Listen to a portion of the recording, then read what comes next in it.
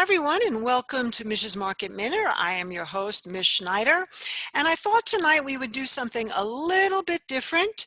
And instead of giving you actual picks, we will still go over a lot of charts, but I wanted to use a theme considering the action of Thursday, that it could be a key reversal day or it could be just a sell-off. We don't know, but I did get to see on Twitter a lot of the classic fear of missing out. So that got me thinking, how can I turn that into a lesson? Certainly for newer traders, it's always a good thing to learn. But I have to tell you, even for very experienced traders, it's something that we all go through. So I broke it up into categories. One, being late to the party. Two, buying a falling knife. Three, managing a stop loss. Then I decided, okay, well, let's also, in terms of fear of missing out, make sure that people understand managing profit targets. And then if you are in the money, deciding on your trailing stop. All of these really came into play today in terms of managing our own portfolio for my service, Mish's Market Minute Advantage Premium. So let's start right now with the fear of missing out.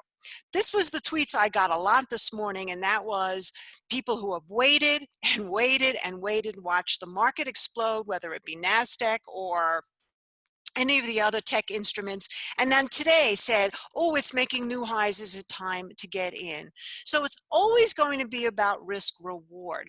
But I also wanted to step back just a little bit, because not only do you have to understand that there is the fear of missing out and buying new highs can be great or can be treacherous, really you can do it with somewhat of a compass, and probably one of the most reliable compasses that we have is on our Big View product. And you don't even have to be a member. You can just go and always look at our gauges. If you go to marketgauge.com, we have these internal gauges that tell you whether the recent sentiment is bearish, neutral, or bullish, and it's done with a really nice picture. So coming into today, because this was made as of last night, they're updated at the end of every day, you could see here that we already started to flash neutral in the SPY as it was making a new high. So the sentiment was starting to get more neutral to bullish, certainly not bearish. Now you can see that it's gone up and down, up and down, up and down, but what you really want to do is you want to be able to make the most of your money when it's going from neutral to bullish, and you get to ride something like this, even remain bullish all the way up here, all the way down here, and then started to go back to neutral, bullish, back to bearish. And you can see it's been a little skittish, but that's the market in and of itself. Even this choppy action of bullish to bearish to neutral tells you to take it somewhat easy. And so really what you want to do now is you want to be able to only get in full on positions, especially if you're buying momentum, when at least you have more of a bullish sentiment, or at least we're going from neutral to bullish. So I also thought it would be good to look at the SPY and all the four indices, just to see about divergences also in momentum, because that could be another clue. And this is something we've covered week after week. So what's interesting about the SPY is that when we made this high here, look at the momentum indicator here. Now we made a higher high here, and look at the momentum indicator here. It's lower than it was there. So what this told me was it was time to be careful, especially buying things that were flying up, because the risk could be out of control as the momentum was waning. And that was on top of the risk gauge that told us we were going to neutral. Now with IWM, it's a little bit different. So it also could be that we're just getting some different rotation. That's possible. But this has really run into a wall of resistance here at 150, but the momentum has continued to gain even with this sell-off. So it's possible if the SPY stops the bleed a little bit, it might be a more interesting time with a lot better risk to get into some of the small cap stocks. Could be. Then, of course, with Qs, that was the big one, because everybody plowed into tech. And then, of course, you got the late to the parties today. Should I be buying advanced micro devices? Should I be buying SMH? Should I be buying the NASDAQ? Because we had this big bar here, then it came back, didn't quite make out the high, and then yesterday it looked pretty good again, right? So what we had to do is go down here once again to momentum. And you can see that the momentum peaked out with this peak right here. but it started to decline even as it was holding the other day. So this is really part of how you prevent the fear of missing out. You prevent it when you at least have some idea, and you don't have to be a genius, you don't have to be an economist, you just have to look at some of these real motion indicators, and if not, at least take a look at our Big View site until StockCharts has these available to you. We're still working on that to see whether or not it's a good time to take a lot of risk, and especially, as I say, buying new highs. And just thought I'd show you the diamonds here. This is holding on to the momentum, but this sold off too. So again, if this turned up, then maybe the Dow would look better, but right now the Qs and the SPYs, not so much. Now, let's take a look at what I mean by fear of missing out. I got a tweet, and I'm not going to mention any names at all, by somebody today who said, look, ITB, this is home builders, is making new highs today. Do you think this is a good opportunity to get in? And guess what my answer was? My answer was, you are buying into new highs. You have no idea how high it can go, but you do have a lot of risk. What's your risk?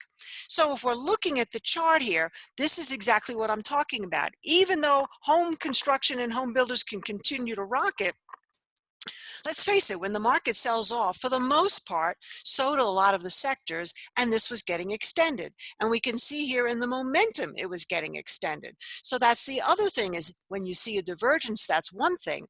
But when you start to see things getting a little too lofty, you don't want to worry about, well, I missed it, maybe I should get in now. Always consider your risk. In this case, this is the 10-day moving average. That would be one. But really, as you know, I like to get in as close to a phase change as possible. When we had the golden cross here, would have been one opportunity. When we changed to an accumulation, would be another. Once you're up here, forget it. You missed it. Moved on. Now, the next one is gold. I can't tell you how many people, and guys, you can't say I haven't told you to buy gold. I've been doing this week after week telling you to buy gold. But now, if you're first paying attention and you ask me today, is it time to buy gold? Look at the lofty momentum here, number one, and yes, it's outperforming the SPY, but again, where's your risk? Now, the ATR in gold, by the way, is a consideration, because you also have to say, how much of an ATR do I want to risk? And by ATR, I mean average true range. And if you're looking at the gold, it's $1.73, which means if you were buying it at around 177, your first point is 171. That's $6. That's like 3.5 to 4 ATRs of risk. Does that make sense? No, because now you're saying you want to make 6 to 10 ATRs. And of course, it's typical with things like gold. When everybody's telling you to sell, I was telling you to buy. And now that everybody's telling you to buy, it's most likely the top. Or what we used to say, and I say top, I mean temporarily. I'm still long-term bullish, but I would look for a better opportunity. But there was an expression we used to say in the commodities days, was that when your taxi driver tells you to buy gold, it's probably the top of the market. Of course, nobody's in a taxi these days, but use whatever metaphor you want. Now, Tesla is another classic example of fear of missing out. Interestingly enough, you had a lot of people, including the Robinhood traders, they came into earnings yesterday, 500,000 accounts. Now, some of them could be partial accounts, but 500,000 accounts were long Tesla into earnings. And I'm sure they didn't get out here. Where they bought, we don't know. But the point is that this was another classic fear of missing out. What if Tesla keeps going to 2000? And they did beat on their top and bottom. So this is another situation where you have to say, I missed the boat on Tesla. I should wait for some kind of dip. Now, I also want to show you this one because I did this on your Daily 5 on Wednesday. This is TERP, Terraform Power. This is clean energy, wind and solar. And yet, I knew there could be fear of missing out. So if you listen back to your Daily 5 that I did yesterday or Wednesday, you would find out that I said to you, don't buy it here. Wait for a dip, and I'd like to see a dip to somewhere around 20. That's the experience in me of 40 years that knows that I may have missed this when it's set up well a few times down here, down here, down here, but I sure as heck was not going to chase it up here. And now if we can get down to around 20 and control the risk with an ATR in this particular stock of 64 cents, I would risk about $1.20, which is to the 50, but I certainly wouldn't risk more than that. So I hope that's a good lesson for you, is check your macros. And then if you're buying something extended, it's one thing if you're doing it for a day trade. But if you think that you've missed out and there could be more, think again. Wait to control your risk. Now, the next thing that happens, which is another form of fear of missing out, is buying a falling knife. You waited and you waited. And finally, when the instrument starts tanking, you think, this is my buy opportunity, and you want in. In general, not only do not buy a falling knife, but also averaging down is equally as bad. And I have to tell you, one of the ways that I saw most of the guys being carried out of the floor when I was down there was doing just that. They would buy at a level, it would go down, they'd buy more, it would go down, they would buy more, and guess what? It didn't turn around, and then they would be forced into liquidation because of margin calls, and they would lose all their money. I'm not saying that's going to happen to any of you, but it's definitely something to be aware of, because people say, if I liked it at 20, now it's trading 18, I'll like it here. Now you're average at 19, that must be better, but guess what? Now it's trading at 17. So let's look at a couple of examples. Microsoft actually beat in the earnings, although there was a couple of problems going forward, and I don't want to get into the fundamentals of it, but a lot of people thought Microsoft was going to continue to go up and had recently been upgraded. So let's say you came into to Thursday and you thought, oh, it's going down, this is a good buy opportunity. This would be considered a falling knife only because you don't know if this is going to stop here or it's going to go down to 195. Now, I would recommend at 195, if it holds it for a couple of days, now you have a better risk, you can get in. But just thinking that Microsoft is a great stock that has to go up because of its Azure cloud computing or whatever reasons you have, or LinkedIn sales are going up or what have you, don't do it. Don't do the falling knife buy. Wait for a reason, whether it's going to be it stops at a place and consolidates, has an inside day, pierces it, and then comes back. There's always good reasons to wait. And by the way, another clue that you would have had in Microsoft, if you got out ahead of earnings, which would have been smart if you were long, is that the momentum was declining. And now look at the momentum breaking down under the 50. This is a divergence that tells me Microsoft's going lower. Now, Apple is another classic example. How many people thought Apple was going to touch 400? Now, forget about all that antitrust stuff that's going on. Just on the mere fact that Apple reports soon and was gone straight up. And yes, there was beautiful money to be made down here when you can control your risk. But now, if you thought, oh, gee, I think it's still going to 400 and I'm going to buy it on the way down here today and just know it's going to, then you're making a big mistake once again. Now, that doesn't mean Apple wouldn't be a buy. Of course, I would be looking more at the 350 level, but bring your eyes down here. Momentum started to wane even before the price collapsed today, and look at the divergence. Closed momentum under the 50. Look where the 50 is here too. These are the tech giants that everybody, including the Robinhood investors, were buying and thinking they could never go down, and now we're seeing that they can. Now, here's an example where buying a falling knife might be a good thing because it could actually turn into support.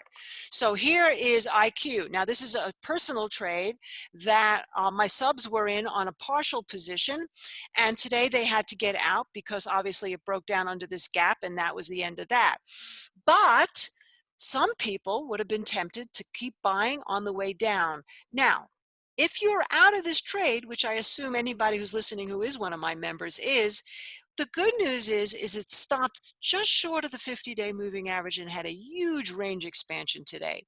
So this would be one where buying the falling knife might make sense if it touches the 50 and holds, and I would probably say that if it happens on Friday, you would wait till Monday, or if it holds here, has an inside day, and then the next day takes out a range, not necessarily has to be all the way up here at 2192.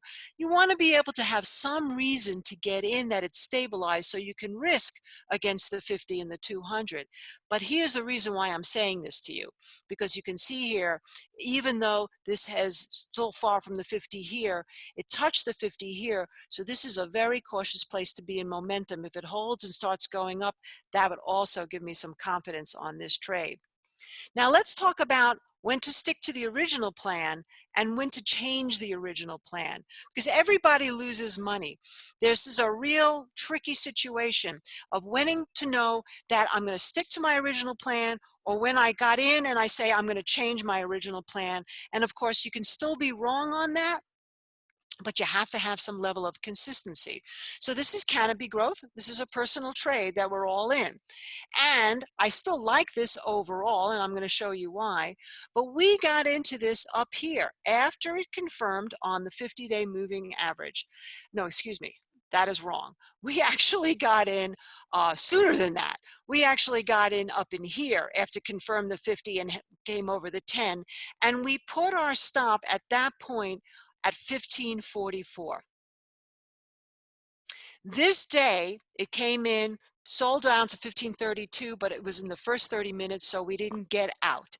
So here now, this went into a phase change again. Obviously didn't reach a profit target, couldn't clear the 200, and today with the sell-off sold off. But I decided not to deal with the stop change. We no longer have it at 1527 or under here, and now we have it underneath the low of the day. It changed phases, which was at 1598 or 1595. Our stop is at 1587. So we would lose money. We're long at 1740. But I wanted to stick with the original plan. We position sized for this accordingly. And that's because we've been in this trade for a while. We've seen a breakdown, come back, not do what it had to do. But at this point now, instead of 1527, 1587, because I have a good reason. This is the low of the day. It went back to the 50-day moving average. My second good reason, it broke the 50 today, but in real motion, it's holding the 50. Now, here's the opposite example. This was a stock that we got into early this week. This is Capri, Michael Kors and Jimmy Choo's. And we bought it perfectly on the phase change. We paid $16.37. The momentum was good. We were happy. Wow, this is great. And our original stop, by the way, was really far. We put the original stop at 1407, which, considering that the average true range in Capri is $1.08, was basically 2 ATRs, which is totally in line. But I got out today. Why? Because this is a new trade. This isn't CGC that we've been sitting watching going up and down, up and down, up and down, and have made some adjustments for the volatility. This is a failed phase change, even though it would need a second day. We just didn't want to stick around. So we sold it at 1570 at the end of the day. And what we did was we priced it for a move to 1407 originally. So we literally took $1.60 out of the risk, and we lost 3/4 of an ATR. So it was a stop loss that we could live with. We're out of the trade, didn't want to take the chance, and we broke the plan. Now, let's talk a little bit about trading with profit targets. And again, this is a good way not only to control losing a lot of money when something turns, but it really helps you lock in money on the way up when you're getting those parabolic moves. So you don't have to have the fear of missing out. You get over that, because the fear of missing out can also happen when something is going parabolic and you've taken a profit and you go, oh my goodness, why did I take a profit? This is going much higher now. You only take pieces of a profit. So let's take a look. This here is First Solar. Now, what I did was I drew the lines of how we organized the trade, and just so you know, First Solar right now has an ATR of 307, but when we got into the trade, the ATR was more like 215. So this is expanded in its average true range. We got in on the basis of a phase change right here at 5007. So it had cleared the 200-day moving average, and we got in. But we risked wide. Why? Because I knew that the market is volatile. So we risked all the way down here to 44.94, and this is, or 84, and this is a situation where we made, essentially, that was about a $5 thing, so we did about 2 ATRs of risk. And the stop maybe been a little tighter, 44.94. The point is that I wanted to give this room. because I was bullish in this particular sector. And so we never broke the plan. We stayed with the plan.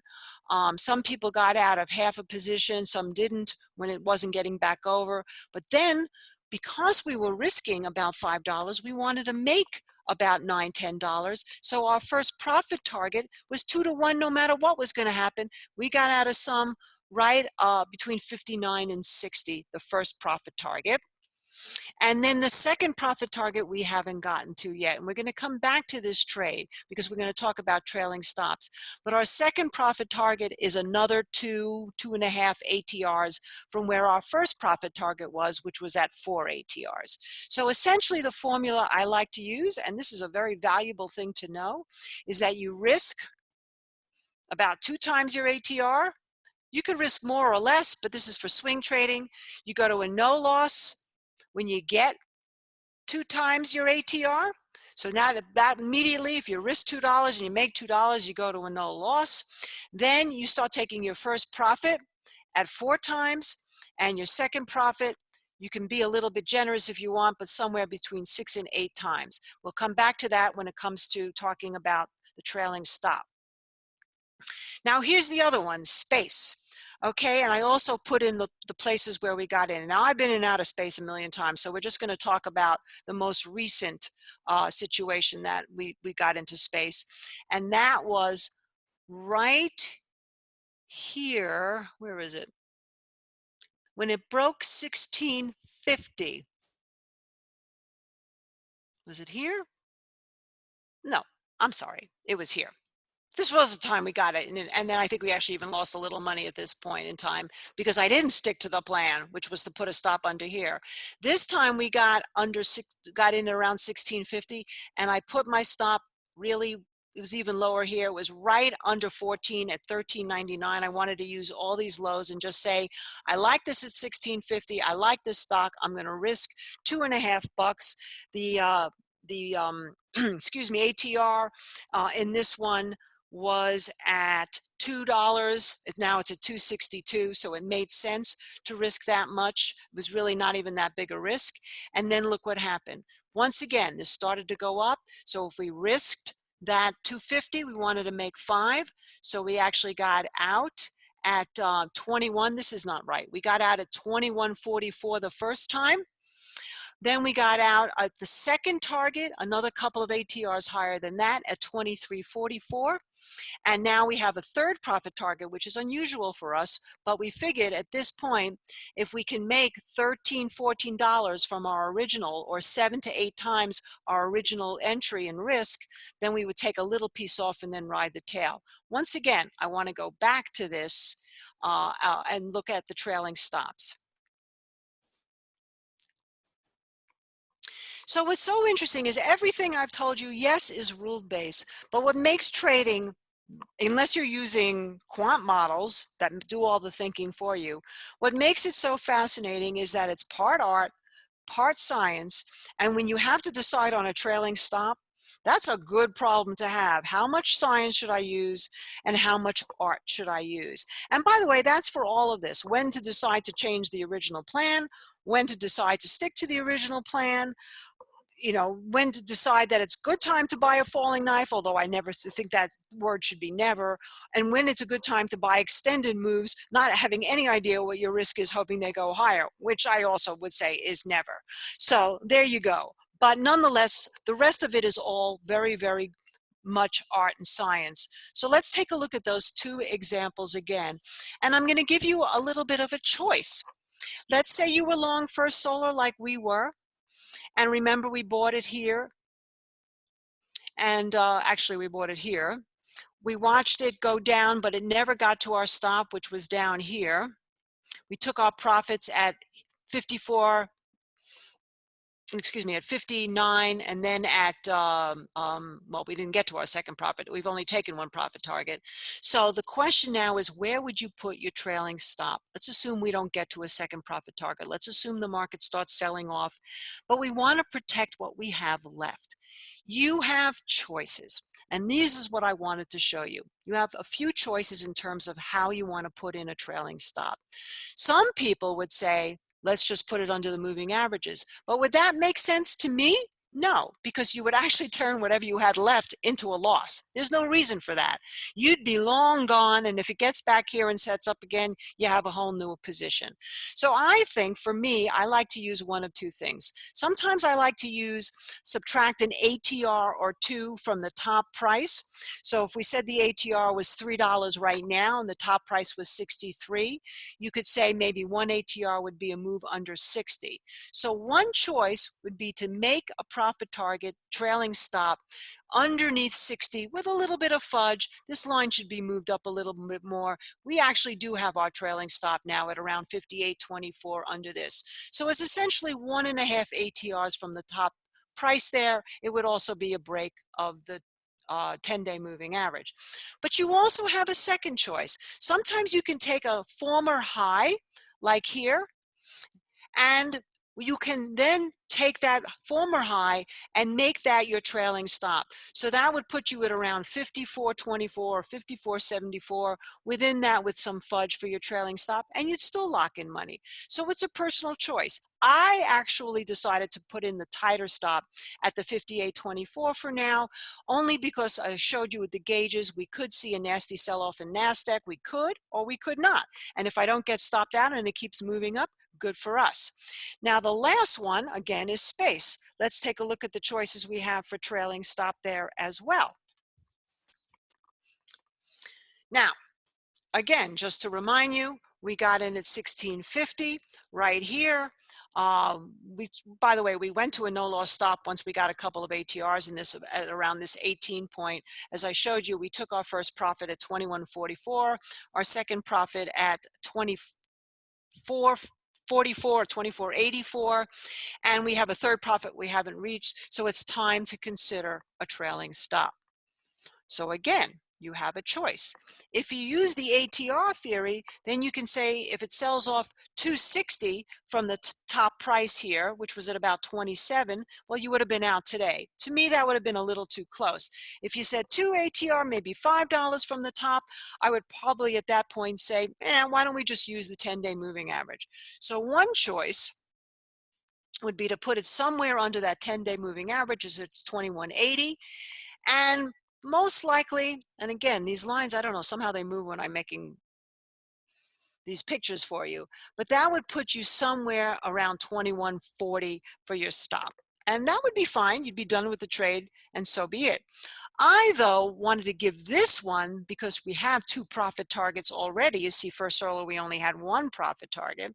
This one we have 2 profit targets in, so I wanted to give it a little more room. So I decided that we should have our stop underneath this work here, or underneath this candle body right here, and really the stop is not at 1850, our stop is at 1840. Now you might be saying to me, well, why wouldn't you put it under 1724, the 50-day moving average? After all, you would still make money, and that's true. And I might move it. I doubt very much that this is going to go from where it closed at 25 all the way down to 1840, so I have a day or two to make that decision. And if the 50-day moving average starts to move up more, then I might actually lower that 1840 stop to under the 50 and just let that tail run. But again, I'm anticipating we'll have some kind of correction.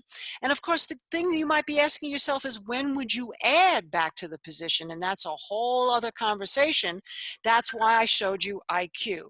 Because if we got out, or if we hadn't gotten out and adding to the position, then you would actually look for some good reason, like it retraced to a major moving average. And that's it for now. I hope this was really helpful, because as the market's going to get more volatile, these are good rules to keep in your head and learn, no matter what stock you're looking at. And I've certainly given you a fair share of picks over the last couple of months. Thank you so much for watching, and bye for now. Hey, Grayson Rose here with StockCharts. Thank you so much for watching. I hope you enjoyed that video. If you did, consider giving it a like down below, maybe leave us a comment, and if you're new to the channel, you can subscribe at the link up above. We're gonna bring you daily content from an incredible collection of technical analysts and financial experts.